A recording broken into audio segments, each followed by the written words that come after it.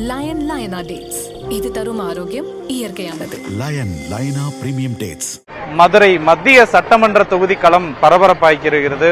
ஒருபுறம் 2 முறை எம்எல்ஏவாகவும் அந்த தொகுதியில் அமைச்சராகவும் தேர்ந்தெடுக்கப்பட்ட பழனிவேல் தியாகராஜன் பரப்புரையில் ஈடுபட்டிருக்கிறார். அதேபோல மறுபுறம் இரட்டை இலை சின்னத்தில் நடிகரும் இயக்குநருமான சுந்தர் சி இருக்கிறார்.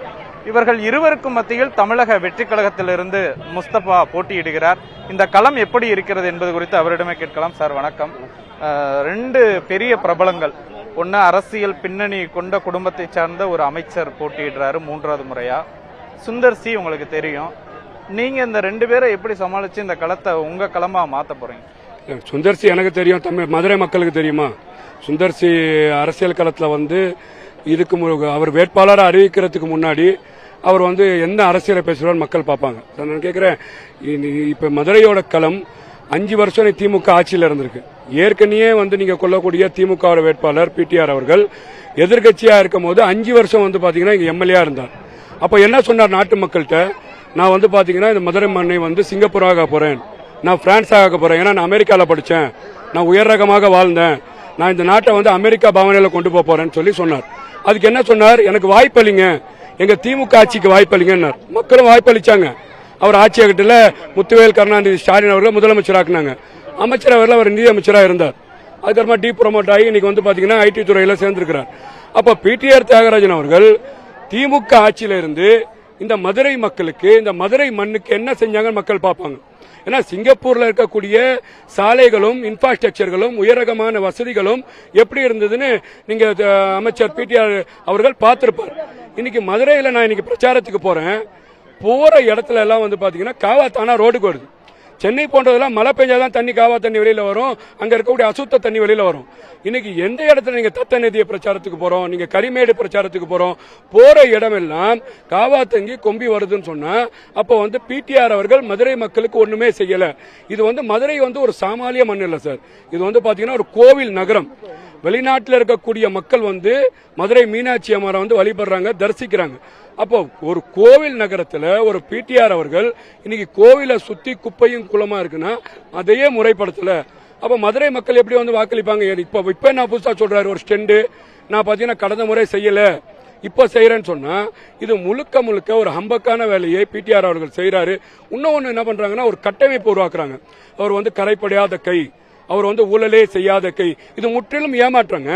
மதுரையில ஒரு மதுரை தொகுதியில மேயர் வேட்பாளராக முத்துவேல் கருணாநிதியோட அண்ணனா இருக்கக்கூடிய ஆதரவு பெற்ற கூட வாங்க முடியல. நம்ம பார்த்தோம், அவரே துணை மேயரா தான் இருந்தார். ஆனா இன்னைக்கு பாத்தீங்கன்னா ஒரு மேயரா இருக்கிறவர், கணவரா இருக்கிறவர், அவங்களோட மனைவியா இருக்கிறவங்க இவரோட ஆதரவோட வந்திருக்கிறார். இன்னைக்கு பல கோடி ஊழல் நடந்திருக்கு. அந்த ஊழல் இவருக்கு பங்கு இருக்குமா இல்லையா? இதெல்லாம் பாக்குறாங்க மக்கள். கண்டிப்பாக இந்த களம் தமிழக வெற்றி களமாக இருக்கு நான் பாக்குறேன். சார், அவங்க பாத்தீங்கன்னா 6 மாசத்துக்கு ஒரு தடவை செயல்பாட்டு அறிக்கை கொடுக்கிறவர், நான் என்ன செஞ்சிருக்கேன் அப்படின்னு தொகுதி மக்கள்கிட்ட கொடுக்கிறவர், பக்கா டீட்டெயில்ஸோட டேட்டாவோட பேசக்கூடிய அமைச்சர். நீங்க இருந்தாலும் குற்றச்சாட்டு வைக்கிறீங்க. இப்ப நீங்களும் மதுரையை சேர்ந்தவர் கிடையாது, சுந்தர் சி அவர்களும் மதுரையை சார்ந்தவர் கிடையாது. அவங்க என்ன விதமான பிரச்சாரம் பண்றாங்கன்னா, நான் மதுரை மன்னனுடைய மைந்தன் அப்படிங்கிற பிரச்சாரத்தை அமைச்சர் முன்னெடுக்கிறாரு. இந்த பிரச்சாரம் எப்படி எடுபடுமா? இல்ல, இது போலியான பிரச்சாரம். நான் கேட்கிறேன், பிடிஆர் அவர்கள் மதுரை மண்ணை சேர்ந்தவரா, உத்தமபாளையம் தேனி மாவட்டத்தை சேர்ந்தவரா? நான் கேட்கிறேன். நான் பூர்வமாக மதுரை மண்ணை சேர்ந்தவன். யார் மாதிரி காஜியார் தோப்பு, காஜிமார் தோப்பு, எங்கள் பூரணம் பாத்தீங்கன்னா காஜியார் தோப்புல வசித்தவர்கள். இன்னைக்கு எங்க சித்தப்பா பெரியப்பா போன்றவர்கள் இந்த மண்ணில் வசிட்டு இருக்கிறோம். நாங்க வர்த்தகத்துக்காக சென்னைக்கு போயிருக்கிறோம். வர்த்தகத்தை பிடிஆர் அவர்கள் மதுரை மண்ணில் இருக்கிறார். ஜெயிச்சதுக்கு அப்புறம் எத்தனை வாட்டி இந்த தொகுதியில் வந்திருக்கிறார்? அவர் வீட்டில் எவ்வளவு நாள் இருந்திருப்பார்? அவர் எதற்காக சென்னையில் இருக்கிறார்? இதெல்லாம் மக்கள் பார்ப்பாங்க. இது ஒரு பிளேமா? நான் கேட்கிறேன், இன்னைக்கு தமிழக அரசியல் களத்தில் மதுரையில மத்தியில டிஎம்கே, ஏன்னா டிஎம்கே என்ற ஒரு தீய ஆட்சியை ஒழிப்பதற்கு மக்கள் முயற்சி செஞ்சுட்டாங்க. அப்போ பாத்தீங்கன்னா ஒரு கரிஸ்மாட்டிக் லீடர் தேவைப்படுது. அனைத்து இந்திய அண்ணா திராவிட முன்னேற்ற கழகம் மேடம்க்கு அப்புறம் ஒரு லீடரே இல்ல, அதுக்கு பாஜக கையில போயிருச்சு. அப்போ அதிமுகவின் களம் தமிழ்நாட்டில் கிடையாது, தமிழக வெற்றி கழகம் வருது. ஒரு திமுக தீய ஆட்சியை மாற்றணும்னு சொன்னா கண்டிப்பாக அது தூய ஆட்சி விஜய் அவர்களுக்கு வாக்களிப்பாங்க. நான் களத்தில் நிக்கிறேன். டேட்டா பேசக்கூடிய பிடிஆர் அவர்கள் சொல்றீங்க ரொம்ப டேட்டாவா பேசுவார்னு. அவ்வளோ டேட்டா பேசக்கூடிய பிடிஆர் அவர்கள் மதுரையை மேம்படுத்த தெரியாதா? அவ்வளோ டேட்டா பேசக்கூடிய பிடிஆர் அவர்கள் மதுரை மக்கள் நம்மளுக்கு வாக்களிச்சிருக்காங்களே, பாதிக்கப்பட்டிருக்காங்களே. கேட்கிறேன், மதுரைக்கு நீங்க ஒரு காலேஜை கொண்டு வந்தீங்களா? மதுரைக்கு நீங்க வந்து பாத்தீங்கன்னா ஒரு தொழிற்சாலையை கொண்டு வந்தீங்களா?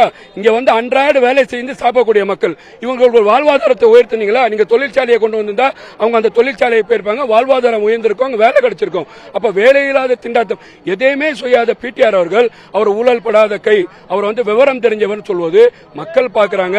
இந்த ஆட்சியை திமுகவை புறக்கணிப்பாங்க. இப்ப குறிப்பா வந்து அதிமுக என்ன சொல்றாங்கன்னா, ஒரு நடிகர் அப்படின்றதுனால அந்த கட்சிக்கு இருக்கக்கூடிய வேட்பாளர்களுக்கு வாக்கு விழாது, உள்ளூர் வேட்பாளர் அவங்களுடைய செயல்பாடுகள் இதை வச்சுதான் அவங்களுக்கான வாக்குகள் நிர்மாணிக்கப்படும் சொல்றாங்க.